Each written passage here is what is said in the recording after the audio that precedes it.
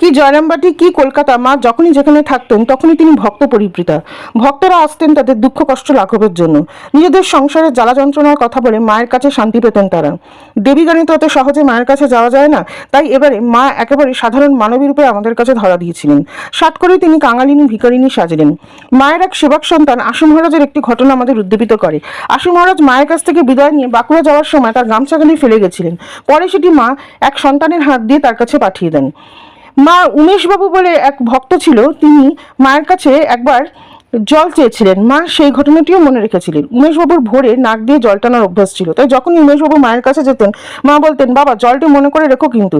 সত্যি এ মাঝে একান্ত ঘরোয়া সত্য সত্য জননী। আশুতোষ মিত্র নামে মায়ের এক অন্তরঙ্গ সন্তানের স্মৃতি সঞ্চয়নে যা দেখি তাতে তেমনই পুলকিত হই, তেমনই বিস্ময়ের অন্ত থাকে না। আশুতোষ মিত্র জয়রামবাটিতে মায়ের কাছে গিয়ে দেখলেন মা ঢেকিশালে বসে চাল কুটছেন, নিজে গড়ে চাল দিচ্ছেন ও চাল কোটা হয়ে গেলে তুলে নিচ্ছেন। তিনি বললেন, মা কেন আপনি করছেন, মুশালটি যে হাতে পড়ে যাবে। মা বিরক্ত হয়ে বললেন, তুমি থামো তো, আমার সব অভ্যাস আছে। কিছুক্ষণ পর মা ধনুচিতে ডাল নিয়ে কলপুকুরে কুচিলে ধুয়ে আনলেন। ফিরে এসে সেই ডাল নলিনী দিয়ে ও ছোট মামিকে বাড়তে দিলেন। কি হবে জিজ্ঞেস করে মা বললেন, দেখতে পাবে। স্নান ও পুজো শেষে মা রান্নাঘরে গিয়ে পিঠে করতে ও ভাজতে শুরু করলেন। সারাদিন ধরে মা পিঠে করলেন। রাতে খাবার সময় সন্তানটাকে সরু চাকলি, সিদ্ধ ও নানা রকমের পুলি, রসবড়া ইত্যাদি মা তৈরি করেছেন। মা বললেন, অনেক হয়েছে, রেখে দিয়েছি, কাল আবার খাবে। বাসি হয়ে গেলে বেশ ভালো লাগে। এই ঘটনাটি অতি সামান্য, কিন্তু মন ছুঁয়ে যায়। তিনি ছিলেন প্রকৃত অর্থে গৃহিণী।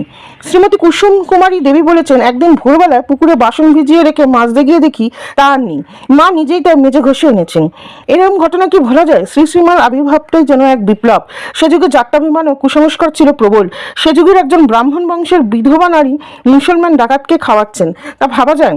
মা বলতেন, যেমন ফুল নাড়তে নাড়তে ঘ্রাণ বেরোয়, চন্দন ঘষতে ঘষতে গন্ধ বেরোয়, তেমনি ভববোধ তত্ত্বের আলোচনা করতে করতে তত্ত্বজ্ঞানের উদয় হয়। নির্বাসনও যদি হতে পারো তবে তা এখনই হয়ে যাও। তিনি বলতেন, জবধানের একটা নিয়মিত সময় রাখা দরকার, কারণ কখন যে ক্ষণ হয় তা বলা যায় না, ও হঠাৎ এসে উপস্থিত হয় তা টের পাওয়া যায় না। তাই যতই গোলমাল হোক একটা নির্দিষ্ট নিয়মে জবধান করাই ভালো। এখানেই শেষ নয়, তিনি উচ্ছিষ্ট পরিষ্কারও করেছেন। নলিনী যখন মাকে দেখে বলেছেন, ও মা, বামুনের মেয়ে হয়ে তুমি 36 যেতে এটুকু যাচ্ছ, তখন মায়ের উক্তি, 36 কথা থেকে নলিনী, ও যে সবাই আমার। সত্যি মায়ের কাছে কেউ দূর ছিল না, সকলেই যে তার কাছে বসুধেয় কুটুম্বকম। তাই তো তুতে মুসলমানের হাত থেকে ঠাকুরের জন্য আনা কলা গ্রহণ করতেও তার কোনো সংকোচ হয়নি। মা যখন লোকটির হাত থেকে কলা নিচ্ছিলেন তখন স্ত্রী ভক্ত গড়ে উঠলেন, ওদের জিনিস ঠাকুরকে কি দেওয়া উচিত, ওরা তো মুসলমান। মা কোনো উত্তর না দিয়ে কলাগুলো তুলে রেখে দিয়েছিলেন।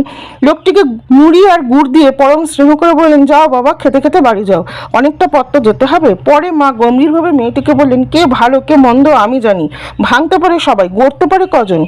মা